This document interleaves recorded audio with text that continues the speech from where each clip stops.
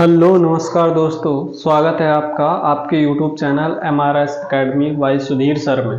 तो आइए देखते हैं, हम संविधान में सुप्रीम कोर्ट को डिस्कशन कर रहे थे। तो सुप्रीम कोर्ट में कुछ पार्ट बचा हुआ था, बाकी ज़्यादा से ज़्यादा 80% पार्ट मैंने पहले लेक्चर में डिस्कस कर लिया था। तो उसका बचा हुआ पार्ट आज मैं डिस्कस कर लेता हूँ इस लेक्चर में, ठीक है।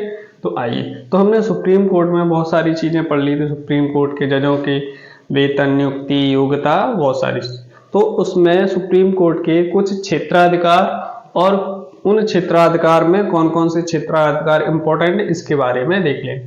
तो सुप्रीम कोर्ट के पास लगभग 6 क्षेत्राधिकार हैं, उनके बारे में देख लेते हैं। तो पहला क्षेत्राधिकार है प्रारंभिक क्षेत्राधिकार, दूसरा अपीलीय क्षेत्राधिकार, तीसरा पहला प्रारंभिक क्षेत्राधिकार, दूसरा अपीलीय क्षेत्राधिकार, तीसरा परामर्शदात्री क्षेत्राधिकार और चौथा अभिलेख न्यायालय, पांचवा मौलिक अधिकारों का रक्षक और छठवां पुनर्विलोकन की शक्ति।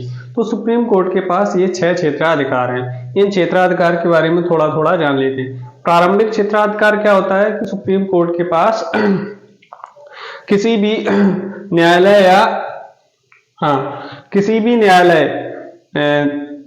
राज्य न्यायालय या जिला न्यायालय या सत्र न्यायालय, किसी भी न्यायालय से कोई भी कार्रवाई चल रही है वो अपने पास बुला सकता है, या उस कार्रवाई को अपने पास, जो भी केस चल रहा है उसको अपने पास बुला सकता है। तो ये हो गया प्रारंभिक क्षेत्राधिकार। उसके बाद अपीलीय क्षेत्राधिकार। अपीलीय क्षेत्राधिकार क्या होता है कि कोई भी अपीलीय क्षेत्राधिकार में 4 जैसे संवैधानिक मामले, सिविल मामले, आपराधिक मामले और विशेष इजाजत मामले। तो कोई भी व्यक्ति ने उसका मामला चल रहा था हाई कोर्ट या डिस्ट्रिक्ट कोर्ट में, तो अगर उस व्यक्ति ने, मान लो सुप्रीम कोर्ट, जो व्यक्ति का मामला चल रहा था उसने डिस्ट्रिक्ट कोर्ट से संतुष्ट नहीं है, तो उसने पहले हाई कोर्ट में अपील किया। अगर हाई कोर्ट से भी संतुष्ट नहीं है तो वो कहां चला जाएगा? सुप्रीम कोर्ट, और सुप्रीम कोर्ट में अपील करेगा। तो उसका जो क्षेत्राधिकार है वो किसके पास है?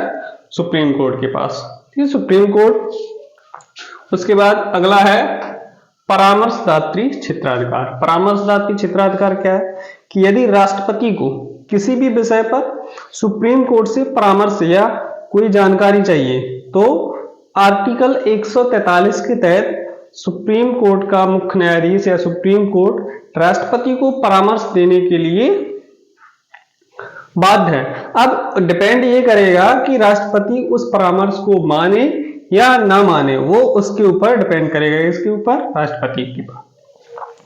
तो ये हो गया कौन सा? परामर्शदात्री क्षेत्राधिकार। किस आर्टिकल के तहत? आर्टिकल 143 के तहत। ठीक, अगले उसके बाद है अभिलेख न्यायालय। अभिलेख न्यायालय आर्टिकल 129 में। तो सुप्रीम कोर्ट क्या है? एक अभिलेख न्यायालय या रिकॉर्ड न्यायालय।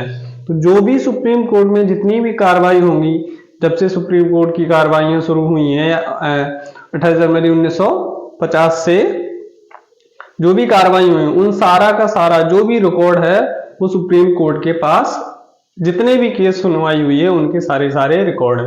तो हो गया रिकॉर्ड या अभिलेख न्यायालय। किस आर्टिकल के तहत? आर्टिकल 129 के तहत। उसके बाद अगला देखेंगे मौलिक अधिकारों का रक्षण। तो यदि आपके मौलिक अधिकार हम पढ़ा चुके हैं, किस आर्टिकल में है? आर्टिकल 12 से 35 तक। किसमें? आर्टिकल 12 से 35 तक। तो यदि किसी भी व्यक्ति के मौलिक अधिकारों का हनन हो रहा है तो उसकी रक्षा कौन करेगा? सुप्रीम कोर्ट, आर्टिकल 32 के तहत। तो यहाँ पर सुप्रीम कोर्ट के पास मौलिक अधिकारों का रक्षक कहा गया है। किसको? सुप्रीम कोर्ट को। तो किस आर्टिकल के तहत? अब सुप्रीम कोर्ट आर्टिकल 32 के तहत, और हाई कोर्ट आगे पढ़ाएंगे इसके बाद। सुप्रीम कोर्ट के बाद हाई कोर्ट आर्टिकल 226 के तहत कुछ रिटें जारी करता है। तो सुप्रीम कोर्ट के पास रिटें जारी करने का जो अधिकार है वो आर्टिकल 32 में, और हाई कोर्ट के पास आर्टिकल 226 में। तो सुप्रीम कोर्ट कौन कौन सी रिटें जारी कर सकता है? बंदी प्रत्यक्षीकरण, परमादेश, अधिकार परीक्षा, प्रतिषेध और उत्प्रेषण। इनके नाम याद रखना है, इंग्लिश में भी याद, कभी कभार वो इंग्लिश वर्जन है वो हिंदी में लिख के दे दो, वो सीधा लिख देगा हैबियस कॉर्पस या मैंडेमस या क्यू वारंटो या बंदी प्रत्यक्षीकरण, परमादेश, अधिकार परीक्षा, प्रतिषेध और उत्प्रेषण। इनको याद रखना है। सिर्फ आर्टिकल सुप्रीम कोर्ट 32 के तहत और हाई कोर्ट 226 के तहत। उसके बाद कुछ इंपॉर्टेंट आर्टिकल हैं, कौन कौन से? आर्टिकल 138 में क्या है, संसद द्वारा उच्च न्यायालय की अधिकारिता बढ़ा सकती है। जो भी आर्टिकल 138 क्या है, संसद उच्च न्यायालय की जो भी अधिकार हैं वो क्या कर सकती है, बढ़ा सकती है। उसके बाद आर्टिकल 139 में क्या है, संसद सुप्रीम कोर्ट की रिट जारी करने की शक्ति को बढ़ा सकती है। तो संसद के पास ये अधिकार हैं, कौन से, आर्टिकल 139 के तहत उसकी रिट जारी करने की जो अधिकार हैं वो क्या बढ़ा सकता है, कौन, संसद। अगला है आर्टिकल 140, संसद सुप्रीम कोर्ट को आनुशंसिक शक्तियां प्रदान कर सकती। आनुशंसिक मतलब ऐसी कुछ स्पेशल शक्तियां दे सकता है सुप्रीम कोर्ट को, कौन, संसद। ठीक। उसके बाद आर्टिकल 144 भारत के सिविल न्यायिक प्राधिकारों सुप्रीम कोर्ट की सहायता करेंगे।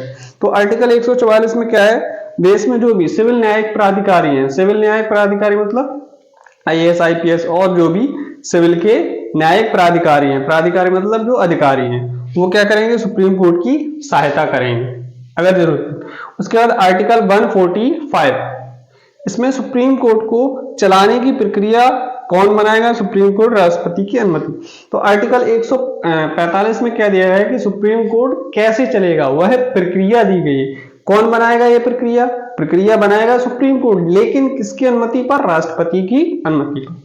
तो ये था सुप्रीम कोर्ट के बारे में कुछ बचा हुआ पार्ट में।